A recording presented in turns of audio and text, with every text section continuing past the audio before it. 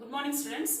இன்னைக்கு பயோபாட்னில reproduction in plants தாவரங்களுடைய இனப்பெருக்கம் அப்படிங்கிற லெசனை பார்த்துட்டு இருக்கோம். அதுல லாஸ்ட் கிளாஸ்ல கன்வென்ஷன் மெத்தட், அதாவது பாரம்பரிய முறைகள், ஒரு தாவரங்கள் வளர்வதற்கான பாரம்பரிய முறைகள் என்னென்ன அப்படிங்கிறது. இந்த பாரம்பரிய முறைகளை என்ன முறைகள் அப்படின்னு சொல்லலாம், மாடர்ன் மெத்தட்ஸ் அப்படின்னு சொல்லலாம் அப்படிங்கிறது லாஸ்ட் கிளாஸ்ல நம்ம பார்த்தோம். கன்வென்ஷனல் மெத்தட் அப்படின்னா என்ன? இந்த கன்வென்ஷனல் பாரம்பரிய முறைகள் பழங்காலத்துல 3 முறைகள்ல தாவரங்களை அதிகமா உற்பத்தி பண்ணாங்க. முதல் முறை கட்டிங், ரெண்டாவது கிராஃப்டிங் அண்டு மூணாவது லேயரிங் அப்படின்னு சொல்லி பார்த்தோம். கட்டிங்னா என்ன அப்படின்னு பார்த்தீங்கன்னா, ஒரு ரூட்டு பகுதியோ ஸ்டெம்மு பகுதியோ லீஃப் பகுதியோ ஒரு பேரண்ட் பிளான்ட்லேருந்து அந்த பகுதியை எடுத்து ஸோ இன்னொரு வகையான பிளான்ட்டோட இணைச்சு நம்ம என்ன செய்ய ஆரம்பிக்கிறோன்னா புது வகையான பிளான்ட்டை ஃபார்ம் பண்ணக்கூடிய முறை தான் என்னன்னு சொல்லணும்னா கட்டிங் அப்படிங்கிறது. ரெண்டாவது கிராஃப்டிங் எத்தனை டைப்பில் இருக்குது அப்படின்னு பார்த்தோம். 5 டைப்ஸில் ஃபார்ம் ஆகிருக்கு. But grafting, approach grafting, tongue grafting, crown grafting and wedge grafting அப்படின்னு 5 வகையாக இருக்குது அப்படிங்கிறத பார்த்தோம். தேர்ட் டைப் அப்படின்னு எடுத்துக்கிட்டா லேயரிங் அப்படின்னு சொன்னால் 2 முறை, அதாவது பதியம் போடுதுன்னு சொல்லி 2 முறைகள் இருக்குது. மவுண்ட் லேயரிங், மண் மூலமாக பதியம் போடுதல். அடுத்தது ஏர் லேயரிங், காற்று மூலமாக பதியம் போட்டு தாவரங்களுடைய உற்பத்தியை அதிகப்படுத்தக்கூடிய முறைகள் அப்படின்னு சொல்லி லாஸ்ட் கிளாஸில் பார்த்தோம். இன்றைக்கி நம்ம என்ன பார்க்கணும் அப்படின்னு பார்த்தீங்கன்னா, அட்வான்டேஜஸ் ஆஃப் கன்வென்ஷனல் மெத்தட், பாரம்பரிய முறைகளுடைய நன்மைகள் என்னென்ன அப்படிங்கிறது பார்க்கலாம். First, the plants produced are genetically uniform. அதாவது பாரம்பரிய முறைகளில் உருவாகக்கூடிய எல்லா தாவரங்களும் ஜெனட்டிக்கலி யூனிஃபார்ம், மரபணு ரீதியாக ஒரே மாதிரியாக இருக்கும். அது ஃபர்ஸ்ட். இது அதனுடைய நன்மை. ஒரு பேரண்ட் பிளான்ட்னா அதனுடைய யங் பிளான்ட்டும் எப்படி இருக்கும், வித் த சேம் ஜெனட்டிக்கலி பார்த்தா அப்படின்னா பாரம்பரிய முறைகளே ஒரே மாதிரி இருக்கும் ஃபர்ஸ்ட். ரெண்டாவது அப்படின்னு சொல்லி பார்த்தீங்கன்னா, ரெண்டாவது முறைகள் many plants can be produced quickly by this method. So நிறைய வகையான தாவரங்களை என்ன செய்ய முடியும், குறுகிய காலத்திலேயே நம்மளால உருவாக்க முடியும். அப்போ குறுகிய காலத்திலேயே நிறைய வகையான பிளான்ட்டை உருவாக்கலாம் அப்படின்னு சொன்னால் கன்வென்ஷனல் மெத்தட் அப்படிங்கிறது ஒரு குட் மெத்தட் அப்படின்னு சொல்லி பார்க்கலாம். தேர்ட் ஒன் பார்த்தீங்கன்னா, some plants produce little or no seeds. ஒரு சில பிளான்ட்ல அப்படின்னு பார்த்தீங்கன்னா விதைகளை உருவாக்குவது கிடையாது. அப்போ விதைகள் இல்லாமலே அந்த கன்வென்ஷனல் மெத்தடில் ஃபார்ம் ஆகிருக்கும். அல்லது என்ன சொல்லலாம் அப்படின்னு பார்த்தீங்கன்னா, மிக குறைவான விதைகளையே என்ன பண்ணதான் உருவாக்கக்கூடியதாக இருக்கும். இன்னும் சில தாவரங்களில் உருவாக்கப்படக்கூடிய விதைகள் எல்லாமே என்ன பண்ணுறதில்ல, முளைக்கிறதில்ல. அப்போ சீடு க்ரோத் அப்படிங்கிறது இந்த முறைகளில் மிகவும் குறைவாக இருக்கும். இத்தகைய எடுத்துக்காட்டுகளில் இம்முறைகளின் மூலம் குறுகிய காலத்தில் அதிக தாவரங்களை உருவாக்க முடியும் அப்படின்னு சொல்றாங்க. Some plants produce little or no seeds. In others, the seeds produced do not germinate. In such case, plants can be produced in a short period by this method. குறுகிய காலத்திலேயே பிளான்ட் வளரும், ஆனால் அதிகமான சீடு என்ன பண்ணுறதில்ல, உருவாகிறது கிடையாது அப்படின்னு சொல்லி பார்க்குறோம். ஸோ அடுத்தது பார்த்தீங்கன்னா, some plants can be propagated more economically.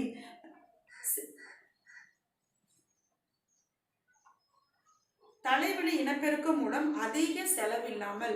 So first இந்த கன்வென்ஷனல் மெத்தோடு மூலம் உருவாகக்கூடிய சீடுகள், விதைகள்னால் அதிக செலவில்லாமல் ஒரு சில தாவரங்களை பெருக்கமடைய செய்ய முடியும். எடுத்துக்காட்டு சொலானம் டியூபரோசம். ஸோ விதைகள் இல்லை அப்படின்னு சொல்லி சொன்னால் கூட பெருக்கம் அப்படிங்கிறது பார்த்தீங்கன்னா இந்த கன்வென்ஷனல் மெத்தடில் அதிகமாக இருக்குங்கிறாங்க.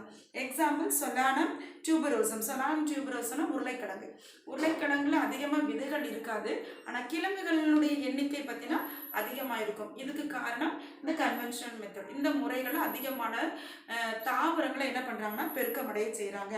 அடுத்தது, 2 different plants with desirable characters such as disease resistant and high yield can be grafted and grown as a new plant with the same desirable character. நோய் எதிர்ப்பு, உயர் விளைச்சல் போன்ற விரும்பத்தக்க பண்புகளை கொண்ட. அப்போ ஒரு பிளான்ட் வளரும் போது நம்ம 2 வகையான விஷயங்களை விரும்புகிறோம். ஒன்று, அந்த பிளான்ட் நோய் எதிர்ப்பு தன்மை உடையதாக இருக்கணும் அப்படிங்கிறத விரும்புகிறோம். ரெண்டாவது, அதிகமான விளைச்சல், ஹையர் yield, நிறைய வகையான விளைச்சல் இருக்கணும் அப்படின்னு சொல்லிக்கிறோம். இந்த 2 முறைகளுமே, இந்த 2 வகையான எதிர்பார்ப்புகளுமே ஒட்டு செய்யப்பட்டு, அதாவது நிறைய வகையான தாவரங்களில் கிராஃப்ட் பண்ணுறோம் இல்லையா, ஒட்டு செய்யப்பட்டு புதிய தாவரங்களாக நாம் எப்படி விரும்புகிறோமோ அதே போல் தாவரங்களை இந்த கன்வென்ஷனல் மெத்தட் மூலமாக நம்மளால் என்ன பண்ண முடியும், பெற முடியும். ஸோ அதனால் இந்த அட்வான்டேஜ் நன்மைகளில் இந்த கன்வென்ஷனல் மெத்தட் அதிக நன்மைகளை நமக்கு கொடுக்குது அப்படிங்கிறத பார்க்குறோம். விளைச்சல் அதிகம், விதைகள் குறைவு, அதே மாதிரி தாவரனுடைய எண்ணிக்கை அதிகம், அதுக்கப்புறம் நம்ம விரும்பக்கூடிய பண்புகளை இந்த முறைகளை நம்ம பெற முடியும் அப்படின்னு சொல்லி பார்க்கலாம். அடுத்தது பார்த்தீங்கன்னா இதே கன்வென்ஷனல் மெத்தட் தான், ஆனால் இதனுடைய டிஸ்அட்வான்டேஜஸ், இதனுடைய குறைகள். பாரம்பரிய முறைகளில் என்ன குறைகள்? 2 பாயிண்ட்ஸ் கொடுத்துருக்காங்க. ஃபர்ஸ்ட் குறைகள் அப்படின்னு பார்த்தீங்கன்னா, use of virus infected plants as parents produces viral infected new plants. அதாவது வைரஸ் தொற்று கொண்ட பெற்றோர் தாவரங்கள். ஒரு பெற்றோர் பிளான்ட்டுக்கு, அதாவது பேரண்ட் பிளான்ட்டுக்கு வைரஸ் இன்ஃபெக்ஷன் இருந்துச்சு அப்படின்னு சொன்னால் ஸோ அது என்ன ஆக ஆரம்பிக்குன்னா, உருவாக்கக்கூடிய புதிய தாவரங்களும் இந்த வைரஸ் இன்ஃபெக்ஷன் அப்படிங்கிறது இருக்கத்தான் செய்யும் அப்படிங்கிறாங்க. அப்போது ஒரு பேரண்ட் பிளான்ட் இன்ஃபெக்டடாக இருந்துச்சுன்னா யங் பிளான்ட்டும் இன்ஃபெக்ட் ஆகும். இதே தான் நம்முடைய ஹியூமன் பீயிங்ஸுக்கும், அதாவது ஒரு கன்சீவாக இருக்கக்கூடிய அந்த லேடிஸ்க்கு என்னென்ன ப்ராப்ளம் இருக்கோ அது அப்படியே யாருக்கும் வர ஆரம்பிக்கும், குழந்தைக்கும் வர ஆரம்பிக்கும் அப்படிங்கிறது பார்த்தோம். இதுக்கு காரணம் ஜெனட்டிக் ஜீன். அதே போல் தான் ஒரு பிளான்ட்ல வைரஸ் இன்ஃபெக்ஷன் வந்துருச்சுன்னா யங் பிளான்ட்லேயும் வந்துடும் அப்படிங்கிறாங்க. இதுதான் இதனுடைய முதல் டிஸ்அட்வான்டேஜ். செகண்ட் அப்படின்னு சொல்லி பார்த்தோன்னா, vegetative structures used for propagation are bulky and so they are difficult to handle and store. தலைவழி பெருக்கத்திற்காக பயன்படுத்தப்படும் தலை உறுப்புகள், அதனுடைய அமைப்புகள் பருத்த தன்மை கொண்டுள்ளதால் அவைகளை சேமித்து வைப்பதும் கையாள்வதும் கடினம். வெஜிடேட்டிவ் ப்ரொபகேஷன் மூலமாக இந்த பாரம்பரிய முறைகளில் எப்படி தாவரங்கள் உருவாகும், வெஜிடேட்டிவ் ப்ரொபகேஷன் தான். அப்படின்னா என்ன, தாவரங்களுடைய உடல் உறுப்புகளிலிருந்து தான் என்னது புதிய தாவரம் உருவாகும். எந்தெந்த உறுப்புகள்லேருந்து உருவாகும், ரூட்லேருந்து உருவாகுது, அதான் பிளான்ட்னுடைய பார்ட்டு. அடுத்து லீஃப்லேருந்து உருவாகுது, ஸ்டெம்லேருந்து உருவாகுது. ஸோ அப்படி உருவாகும் போது அது நல்லா பல்காக இருக்குது, நல்லா குண்டாக பருத்து இருக்குது. ஸோ அப்படி உறுப்புகள்லேருந்து உருவாகிறதுனால ஸோ உணவுப் பொருளை ஸ்டோர் பண்ணி வைக்கிறது இந்த வகையான பிளான்ட்ஸுக்கு ரொம்பவே கஷ்டம். ஸோ அதே போல் இந்த பிளான்ட்டை ஃபர்தராக நம்ம ஃபாலோ பண்ணி அதை பாதுகாக்கிறதுமே ரொம்ப கஷ்டம் அப்படின்னு சொல்கிறாங்க. ஸோ இந்த ரெண்டும் தான் என்னுடைய டிஸ்அட்வான்டேஜஸ் அப்படின்னு பார்க்கலாம்.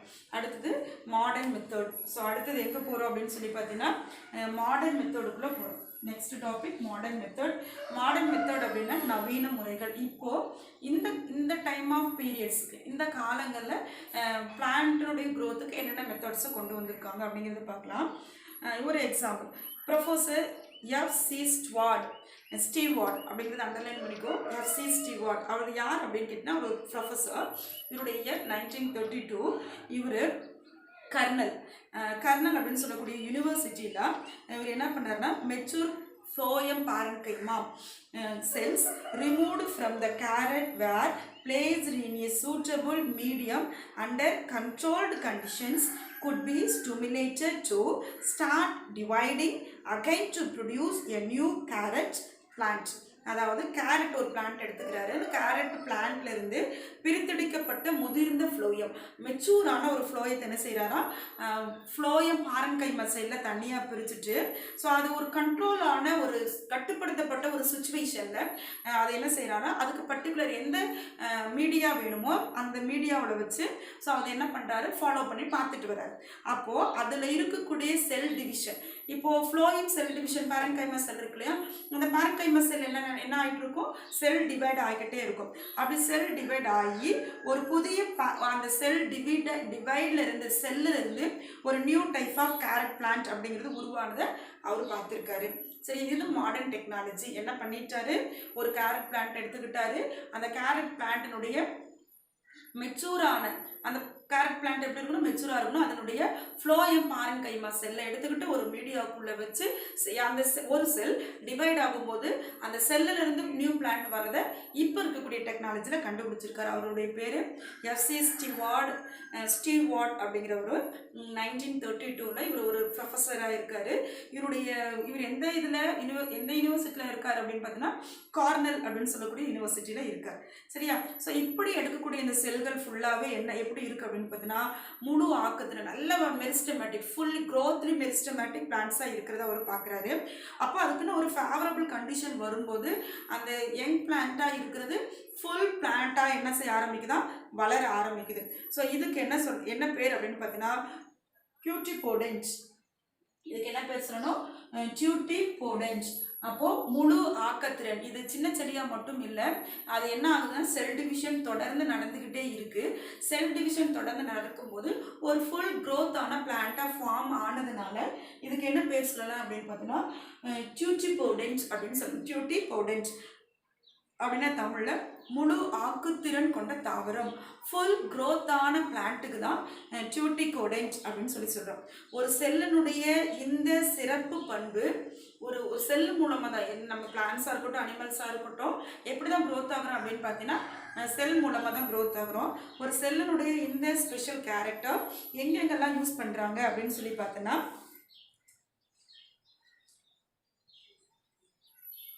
horticulture, forestry and industries to propagated plants. தோட்டக்கலையில் யூஸ் பண்ணுறாங்க, வானவியல் துறையில் யூஸ் பண்ணுறாங்க. தாவரங்களை பெருக்கணும் அப்படின்னு சொல்கிறதுனால நிறைய வகையான தொழிற்சாலைகளில் கூட இந்த மாடர்ன் டெக்னாலஜி தான் மெத்தட்ஸ் தான் யூஸ் பண்ணுறாங்க. இப்போது இந்த மாடர்ன் டெக்னாலஜியில் செல் மட்டும் போதுமா அப்படின்னு சொல்லி கேட்டிங்கன்னா கிடையாது. செல்லோட எண்ணத்தை எடுத்துக்கிறாங்கன்னா டிஷ்யூ கல்ச்சரை எடுத்துக்கிறாங்க. அப்போது ஒரு பிளான்ட்டில் இருக்கக்கூடிய டிஷ்யூக்களை தனிப்பட்ட வளர்ப்பு ஊடகத்தில் வளர்க்கக்கூடிய முறை. அடுத்து ஒரு 2 மார்க் கொஸ்டின், டிஷ்யூ கல்ச்சர் அப்படின்னா என்ன அப்படின்னு. the growth of plant tissues in special culture medium under suitable controlled condition is known as tissue culture.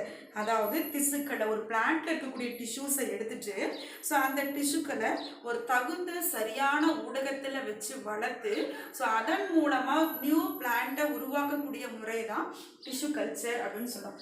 So இந்த பேராகிராஃபில் 2 மார்க் கொஸ்டின் இருக்குது. டியூட்டிபோடென்ட் அப்படின்னா என்ன, டிஷ்யூ கல்ச்சர்னா என்ன. செல்லை எடுத்துக்கிட்டு செல்லுடைய வளர்ச்சி ஃபுல்ஃபில் ஆச்சு, முழுமையான ஒரு செயல்பாடாக முழுமையான ஒரு ப்ராசஸாக இருந்துச்சுன்னா அதுக்கு பேர் டியூட்டிபோடென்ட் அப்படின்னு சொல்லக்கூடிய அர்த்தம், முழு ஆக்குத்திறன் செயல்பாடு. ரெண்டாவது டிஷ்யூவை மட்டும் எடுத்துக்கிட்டு அதன் மூலமாக பிளான்ஸை ஃபார்ம் பண்ணி க்ரோத்தை கொடுக்கக்கூடிய அந்த கல்ச்சருக்கு டிஷ்யூ கல்ச்சர் அப்படின்னு சொல்லி பேர். சரிங்களா? ஸோ இதுதான் என்னன்னு சொன்னேன்னா மாடர்ன் மெத்தட்.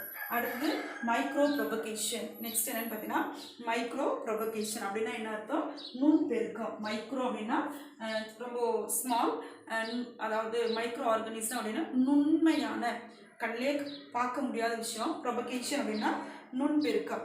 நுண்பெருக்கம் அப்படின்னா என்ன, the regeneration of a whole plant from single cell tissue அல்லது small pieces of vegetative structure through tissue culture is called micro propagation. இது ஒரு 2 மார்க் கொஸ்டினா குறிச்சுக்கோ. அப்படின்னா என்ன அப்படின்னு பார்த்தீங்கன்னா திசு வளர்ப்பின் மூலம் ஒரு டிஷ்யூ நம்ம க்ரோத் பண்ணுறோம் இல்லையா, அதன் மூலம் ஒரு முழு தாவரமானது ஒரு ஃபுல் பிளான்ட்டு ஒரு செல்லாவோ டிஷ்யூவாவோ வெஜிடேட்டிவ் ப்ரொபகேஷனாவோ சின்ன சின்ன துண்டுகளிலிருந்து ஒரு தனிப்பட்ட சின்ன சின்ன துண்டுகளிலிருந்து திசு வளர்ப்பு மூலம் பெறப்படுவது என்னன்னு சொல்கிறேன்னா மைக்ரோ ப்ரொபகேஷன் அப்படிங்கிறது, நுண் பெருக்கம் அப்படிங்கிறது. அப்போ ஒரு செல் எடுத்துக்கிட்டு ப்ரொபகேட் பண்ணலாம், ஒரு டிஷ்யூவை எடுத்துக்கிட்டு ப்ரொபகேட் பண்ணலாம். ஒரு மைனூட் பார்ட் மூலமாக ப்ரொபகேட் பண்ணக்கூடிய விஷயங்களை தான் என்னென்னு சொல்கிறேன்னா நுண் பெருக்கம் அப்படின்னு சொல்கிறது. இது ஒரு நவீன தாவர பெருக்க முறைகளில் ஒன்று. இப்போ இருக்கக்கூடிய மாடர்ன் டெக்னாலஜியில் எதை யூஸ் பண்ணுறாங்கன்னா இந்த நுண் பெருக்கத்தை தான் அதிகமாக யூஸ் பண்ணுறாங்க. ஸோ இந்த நுண் பெருக்கத்தை பற்றி நமக்கு தெரியணும், எப்படி ஒரு பிளான்ட்டை க்ரோத் பண்ணுறாங்க அப்படிங்கிற விஷயம் உனக்கு தெரிஞ்சுக்கணும் அப்படின்னு சொன்னால் நம்மளுடைய லெசன்லேயே யூனிட் 8 இதனுடைய ஃபுல் டீட்டெயில்ஸையும் கொடுத்துருக்காங்க, அதில் நம்ம படிச்சுக்கலாம். ஸோ இதில் என்ன கொடுத்துருக்காங்க அப்படின்னு பார்த்தீங்கன்னா இதுலேயும் அட்வான்டேஜஸ், இந்த எதனுடைய அட்வான்டேஜஸ் அப்படின்னு சொல்லி பார்த்தீங்கன்னா மாடர்ன் மெத்தடுடைய அட்வான்டேஜஸ் என்ன, அதே அட்வான்டேஜஸ் இருந்து அட் த சேம் டைம் என்ன இருக்கும், டிஸ்அட்வான்டேஜஸ் இருக்கும். அப்போ மாடர்ன் மெத்தடினுடைய அட்வான்டேஜஸ் என்ன, அதுக்குள்ள டிஸ்அட்வான்டேஜஸ் என்ன அப்படிங்கிறத பார்த்துடலாம். அட்வான்டேஜஸ் அப்படின்னு சொல்லி பார்த்தீங்கன்னா first, plants with desired characters can be multiplied rapidly in a short duration. அதாவது விரும்பிய பண்புகள், ஒரு பிளான்ட்னா நம்ம ஒரு சில விஷயங்களை விரும்புவோம். நிறைய பூ கொடுக்கணும், பெருசாக பூ இருக்கணும், நிறைய சீட் இருக்கணும், அப்புறம் ஃப்ரூட்ஸ் இருக்கணும், க்ரோத் நல்லா இருக்கணும் அப்படின்னா நிறைய விஷயங்கள் ஒரு பிளான்ட்டில் விரும்புவோம் இல்லையா. அந்த விரும்பிய பண்புகள் கொண்ட தாவரங்களை குறைந்த காலத்தில், டைம் ஆஃப் பீரியடு ரொம்ப லோவாக இருக்கும், ஆனால் நிறைய அந்த டைம் ஆஃப் பீரியடில் நிறைய பெருக்க முடியும். ஸோ இதை எந்த டெக்னாலஜியில் தான் பெற முடியும், மாடர்ன் டெக்னாலஜி. குறைந்த காலத்தில் அதான் விவசாயிகள் விரும்பக்கூடிய முறை, காலம் குறைவாக இருக்கணும், நிறைய விளையணும். ஸோ இந்த விஷயத்த இந்த மாடர்ன் டெக்னாலஜி கொடுக்குது. அடுத்து செகண்ட் அப்படின்னு சொல்லி பார்த்தீங்கன்னா, plants produced R genetically identical. உருவாக்கப்படும் தாவரங்கள் எத்தனை பிளான்ட்டாக இருந்தாலும் சரி, ஒரு மதர் பிளான்ட்லேருந்து ஒரு பேரண்ட் பிளான்ட்லேருந்து உருவாக்கக்கூடிய எத்தனை யங் பிளான்ட்டாக இருந்தாலும் அதனுடைய ஜெனட்டிக்கல் டைப்பில் எப்படி இருக்கும், ஐடென்டிக்கல், ஒரே மாதிரி இருக்கும். உருவாக்கப்படக்கூடிய தாவரங்கள் ஒத்த மரபணு சார் பண்புகளை கொண்டதாக இருக்கும் அப்படின்னு சொல்கிறாங்க. Plants produced R genetically identical. ஒரு பிளான்ட் ப்ரொடியூஸ் பண்ணக்கூடியது எல்லாமே ஒரே அட் த சேம் டைப்பாக இருக்கும். ஸோ நெக்ஸ்ட் அப்படின்னு சொல்லி பார்த்தீங்கன்னா, tissue culture can be carried out in any season to produce plants. புதிய தாவரங்களை உருவாக்க திசு வளர்ப்பை, ஒரு நியூ பிளான்ஸ் உருவாக்கணும் அப்படின்னா திசு வளர்ப்பை எந்த ஒரு பருவத்திலும் மேற்கொள்ள முடியும். ஒரு நியூ பிளான்ட் உருவாக்கணும் அப்படின்னு சொல்லி சொன்னால் ஒரு பிளான்ட்டுடைய எந்த பகுதியில் டிஷ்யூ மட்டும் இருந்துச்சுன்னா போதும், அதை வச்சுக்கிட்டு என்ன செய்வாங்களோ அந்த பிளான்ட் ஃபுல்லாக க்ரோத் பண்ண முடியும். எதில், இந்த மாடர்ன் டெக்னாலஜியில் தான் முடியும். அப்போது ஒரு செல்லோ டிஷ்யூவோ எடுத்துக்கிட்டு ஃபுல் பார்ட் ஆஃப் பிளான்ட்டையும் நம்மளால் என்ன பண்ண முடியும், உருவாக்க முடியும் அப்படிங்கிறாங்க. ஸோ நெக்ஸ்ட் அப்படின்னு பார்த்தோன்னா, plants which do not produce viable seeds and seeds that are difficult to germinate can be propagated by tissue culture. உயிர்ப்பு திறனற்ற மற்றும் முளைக்கும் திறனற்ற விதைகளை, அதாவது உயிர்ப்பு திறனற்ற, இறந்து போச்சுன்னு ஒரு செடி சொல்லுவோம், அப்படிப்பட்ட செடியாக இருந்தாலும் சரி முளைக்கவே முளைக்காது அப்படின்னு சொல்லி எஸ்டிமேட் போடக்கூடிய அந்த டைப் ஆஃப் விதையாக இருந்தாலும் சரி, அந்த விதைகளை உருவாக்கும் தாவரங்களை திசு வளர்ப்பின் மூலம் பெருக்கமடைய செய்ய முடியும். டிஷ்யூவை வச்சுருந்தா போதும். செடி ஒரு சில இடத்துல என்னென்னா நம்ம பராமரிக்கல அப்படின்னு சொல்லி செடி செத்துருவோம், ஆனால் அதில் இருக்கக்கூடிய டிஷ்யூவை வச்சுக்கிட்டு கூட என்ன செய்ய முடியும், பிளான்ட்டை நம்மளால் என்ன பண்ண முடியுங்கிறாங்க, க்ரோத் பண்ண முடியும் அப்படிங்கிறாங்க. அப்போ ரீப்ரொடக்ஷன் அப்படின்னாவே இனப்பெருக்க அமைப்பை அது எப்படி நம்ம அதிக அளவில் க்ரோத் பண்ணுறது அப்படிங்கிறதான் இந்த பார்ட். ஸோ அப்படி டிஷ்யூ மூலமாக நம்ம என்ன பண்ண முடியும், க்ரோத் பண்ண முடியும் அப்படிங்கிறாங்க. So next, rare and endangered plants can be propagated. அரிதான மற்றும் ஆபத்திற்கு உட்படுத்தப்பட்டுள்ள தாவரங்களை பெருக்கமடைய செய்ய முடியும். மனுஷன் மாதிரியே தான் ரொம்ப சீரியஸான கிரிட்டிக்கல் பொசிஷனில் இருக்கிறவனை கூட என்ன செய்கிறாங்கன்னா நிறைய மருந்து மாத்திரைகள் கொடுத்து மெடிசன்ஸ் மூலமாக உயிர் பிழைக்க வைக்கிறாங்க இல்லையா. அதே போல் தான் இந்த மாடர்ன் மெத்தட் மூலமாக என்ன பண்ணுறாங்கன்னா, கிடைக்கவே முடியாது இந்த பிளான்ட் அப்படின்னு சொல்லக்கூடிய விஷயங்களையும், அபாயத்திற்கு என்டேஞ்சர்டு, சீக்கிரம் செத்துரும் அவ்வளோதான் அப்படின்னு சொல்லக்கூடிய என்டேஞ்சர்டு டைப்பில் இருக்கக்கூடிய பிளான்ட்டில் அதிகமாக பெருக்கமடைய செய்கிறதுக்காக இந்த type of modern technology method use பண்ணலாம். ஸோ அடுத்தது, disease-free plants can be produced by meristematic culture. நோயலற்ற தாவரங்களை ஆக்குத்திசு வளர்ப்பின் மூலம் உருவாக்க முடியும். நல்ல ஹெல்த்தியான டிசீஸ் இல்லாத பிளான்ட்டை இந்த மெரிஸ்டமேட்டிக் டிஷ்யூ கல்ச்சர் மூலமாக, நம்ம ஆக்குத்திசு வளர்ப்பின் மூலமாக என்ன பண்ண முடியும், டிஷ்யூ வளர்ப்பின் மூலமாக இந்த மாடர்ன் டெக்னாலஜியில் உருவாக்க முடியும். ஸோ அடுத்தது, cells can be genetically matured and transformed using tissue culture. திசு வளர்ப்பை பயன்படுத்தி செல்களை மரபுசார் ரீதியாக மாற்ற செய்ய முடியும். ஒரு டிஷ்யூ இருந்துச்சுன்னா போதும், ஸோ அதனுடைய ஜெனட்டிக் டைப்ஸே நம்ம என்ன பண்ண முடியும், சேஞ்ச் பண்ணிக்க முடியும். இந்த மாடர்ன் டெக்னாலஜி மூலமாக அந்த ஜீனையே நம்மளால் என்ன பண்ணிக்க முடியும், சேஞ்ச் பண்ணிவிட்டு ஒரு பிளான்ட்டுக்கு தேவையான வளர்ச்சிகளை, க்ரோத்தை, ஒரு பிளான்ட்டுக்கு தேவையான முக்கியமான நல்ல விஷயங்களை ஜெனட்டிக்கலி டிஷ்யூ டிரான்ஸ்ஃபர் மூலமாக பண்ணிக்க முடியும். இது எதில் நடக்கும்? மாடர்ன் டெக்னாலஜி மெத்தடில் தான் முடியும் அப்படிங்கிறது. இப்போ ஒரு அக்ரிகல்ச்சர் அப்படின்னு சொன்னால், ஸ்டடீஸ் அப்படின்னு சொன்னால், தாவரங்களுடைய பெருக்கத்தை என்ன பண்ணணும் அப்படின்னு பார்த்தீங்கன்னா அதிகப்படுத்தணும். அப்போ தாவரங்களுடைய பெருக்கத்தை அதிகப்படுத்தணும் அப்படின்னு சொன்னால் அதுக்கான டெக்னாலஜி நமக்குள்ளே இருக்கணும். அப்படிப்பட்ட டெக்னாலஜி தான் நவீன கால முறைகள் அப்படிங்கிறது. ஸோ இது வரைக்கும் அட்வான்டேஜஸ் பார்த்துட்டோம். ஸோ அதில் என்ன இருக்குது அப்படின்னு பார்த்தீங்கன்னா டிஸ்அட்வான்டேஜஸ். நம்மளை சொன்ன மாதிரி தான் அட்வான்டேஜஸ் அதிகமாக இருக்கும், டிஸ்அட்வான்டேஜஸ் எப்படி இருக்கும்? குறைவாக இருக்கும். டிஸ்அட்வான்டேஜஸ் பாரு. First one, it is a labour intensive and requires skilled workers. இதில் உழைப்பு அதிகமாக தேவைப்படுகிறது. ஒரு டிஷ்யூ எடுக்கணும், அதை பார்க்கணும், பராமரிக்கணும், க்ரோத் ஆகணும், அதை ஃபாலோ பண்ணிக்கிட்டே வரணும். ஸோ அப்போ அதனால் இதனுடைய உழைப்பு அதிகமாகுது, நம்மளுடைய உழைப்பு அதிகம். அதே போல் திறனுள்ள பயனாளர்கள் தேவைப்படுகின்றனர். இன்ச்சு பை இன்ச்சு அதை என்ன பண்ணணும்னா பொழுதுக்கு வாட்ச் பண்ணணும். இது நம்ம லேபில் தான் செய்வாங்க. ஸோ அதனால் அப்போ சிறந்த ஒரு பெஸ்ட்டான தொழிலாளர்கள் பயனாளர்கள் இருந்தால் தான், லேபர் இருந்தால் தான் இதை என்ன பண்ண முடியும்? சக்ஸஸ்ஃபுல்லாக அமைக்க முடியும். ஸோ இது ஒரு குறைபாடு. ஸோ அவ்வளோ யார் ஸ்ட்ரெஸ் பண்ணி ஒரு பிளான்ட்டை க்ரோத் பண்ண போகிறோம் இல்லையா? அப்படி இருக்கும்போது இதனுடைய வேலை பளு கொஞ்சம் அதிகம் அப்படின்னு சொல்கிறாங்க. ரெண்டாவது அப்படின்னு பார்த்தீங்கன்னா sterile condition must be maintained which adds to the cost. அதாவது இங்கு நோய் கிருமிகளற்ற சூழல் பராமரிக்கப்பட வேண்டியுள்ளதால் கூடுதலான செலவினம் ஏற்படுது. நோய் இல்லாத செடி தான் வச்சுக்கணும். ஏன்னா இயற்கை முறையில் இருந்துச்சு அப்படின்னு சொன்னால் நமக்கு சன்லைட் இருக்கும், ஆக்சிஜன் இருக்கும், டிஷ்யூ, அதாவது ஒரு பிளான்ட்டுடைய க்ரோத்தை ரொம்ப சிம்பிளாக ஈஸியாக அமையும். ஆனால் ஒரு லேபில் வச்சு இதை வளர்க்கும் பொழுது இதை கவனிக்கிறதுனுடைய வேலையும் அதிகம். ரெண்டாவது டிசீஸ் இல்லாமல் அதை பராமரிக்கக்கூடிய தன்மையும் அதிகமாக வேணும். இதில் நோய் கிருமிகள் இதை தாக்கக்கூடாது அப்படிங்கிறதுக்காக அதிகமாக செலவு பண்ணுறாங்க. ஏன்னா ஆர்டிஃபிஷியல் முறையில் எல்லா வகையான அமைப்பையும் கொடுக்கறதுனால அதிக செலவு இருக்குது அப்படிங்கிறத பார்க்குறோம். அடுத்தது அடுத்தது பார்த்தீங்கன்னா since the clones are genetically identical, the entire crop is susceptible to new disease or changes in environmental conditions will wipe out the species. இம்முறைகளின் மூலம் தோன்றும் தாவரங்கள் ஒத்த மரபணு தன்மை கொண்ட, அப்போ ஒரே மாதிரி ஜீன்களாக இருக்கும். ஏன்னா நம்ம ஒரு டிஷ்யூ தானே எடுத்து நம்ம பிளான்ட்டை க்ரோத் பண்ணுறோம். அப்போ அந்த பிளான்ட் ஒரே மாதிரி தன்மை கொண்ட, அதாவது க்ளோன் செல் மாதிரி இருக்குமோ.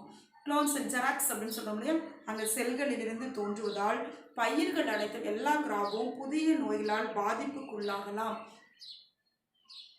ஜெனட்டிக்கலி மதர் பிளான்ட்டில் பேரண்ட் பிளான்ட்டில் இருக்கக்கூடிய டிசீஸ் அப்படி எங்கே வரும்னு சொல்லி பார்த்தோம், யங் பிளான்ட்டுக்கு வரும். ஸோ அதனால் புதிய நோய்களால் அந்த இதை என்ன செய்ய ஆரம்பிக்கலாம், இந்த லேப்லேயே வச்சு வளர்க்குறதுனால அல்லது நம்ம ஒரு பர்டிகுலராக இதுக்கு தனி கேர் எடுத்து பார்க்குறதுனால நிறைய டிசீஸ் உருவாகிறது கூட வாய்ப்பு இருக்கும் அப்படின்னு சொல்கிறாங்க.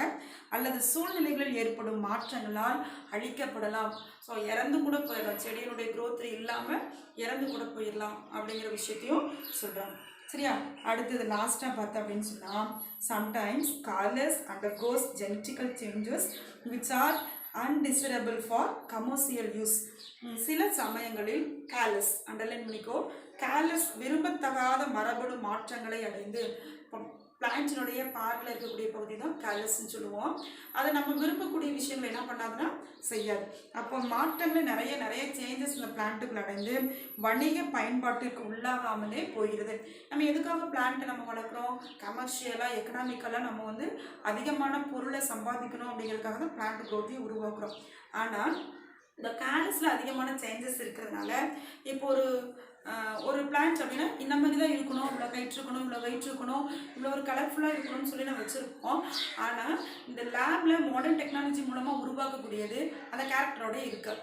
அப்படியே என்டையர்லி சேஞ்சாக இருக்கிறதுனால கமர்ஷியலி எக்கனாமிக்கலி நமக்கு என்ன உருவாக்குறது இல்லையா, நிறைய பணங்கள், பொருளாதாரம் அப்படிங்கிறது உருவாக்குறது கிடையாது. ஸோ இதெல்லாம் இதனுடைய டிஸ்அட்வான்டேஜஸ் சொல்கிறாங்க. சரிங்களா? ஸோ அப்போ இது வரைக்கும் என்ன பார்த்தோம் அப்படின்னு சொல்லி பார்த்தீங்கன்னா ரீப்ரொடக்ஷன் இன் பிளான்ஸில் கன்வென்ஷனல் மெத்தடு பார்த்தோம். Conventional method 3 types. ஒன்று கட்டிங், கிராஃப்டிங், another one அப்படின்னு பார்த்தீங்கன்னா லேயரிங் அப்படின்னு சொல்லி 3 டைப்பில் பார்த்தோம். ஸோ அடுத்தது பார்த்தீங்கன்னா அதனுடைய அட்வான்டேஜஸ் அண்ட் டிஸ்அட்வான்டேஜஸ் பார்த்தோம். Next modern technology, modern method, இப்போ இருக்கக்கூடிய நவீன காலங்களில் இருக்கக்கூடிய மாடர்ன் மெத்தடை பற்றி பார்த்தோம். இந்த மாடர்ன் மெத்தட் அப்படிங்கிறது ஓரளவுக்கு நமக்கு யூஸ்ஃபுல்லாக இருந்தாலும் இதில் என்ன செய்யுதுன்னா அட்வான்டேஜஸும் உண்டு, டிஸ்அட்வான்டேஜஸும் உண்டு. இந்த அட்வான்டேஜ் டிஸ்அட்வான்டேஜஸில் மைக்ரோ ப்ரொபகேஷன், நுண் பெருக்கங்கள் அப்படிங்கிறது அதிகமாக இருக்குது அப்படிங்கிறத பார்க்குறோம். ஸோ நெக்ஸ்ட் கிளாஸில் இது வரைக்கும் இப்போ நம்ம பார்த்த வரைக்கும் என்ன அப்படின்னு பார்த்தீங்கன்னா செக்ஷுவல் ரீப்ரொடக்ஷன் அப்படிங்கிறது. ஸோ நெக்ஸ்ட் நம்ம என்ன பார்க்க போகிறோம் அப்படின்னு பார்த்தீங்கன்னா செக்ஷுவல் ரீப்ரொடக்ஷன், பாலின பெருக்கம். அப்போது பாலின பெருக்கம்னா அந்த வேர்டில் என்ன ஃபார்ம் ஆகிருக்கு, கேமெட்ஸ், மேல் அண்ட் ஃபீமேல். இந்த மேலுக்கும் ஃபீமேலுக்கும் இருக்கக்கூடிய கேமெட்ஸ் பிளான்ட்டில் ஒன்றா இணைஞ்சு ஸோ அதன் மூலமாக என்னதுன்னா யங் பிளான்ட்டை ஃபார்ம் பண்ணுது அப்படிங்கிறத பார்க்க போகிறோம். இது வரைக்கும் செக்ஷுவல் ரீப்ரொடக்ஷன் முடிஞ்சது. ஸோ நெக்ஸ்ட் கிளாஸில் என்ன பண்ணலான்னா செக்ஷுவல் ரீப்ரொடக்ஷன் பற்றி பார்க்கலாம். Thank you students.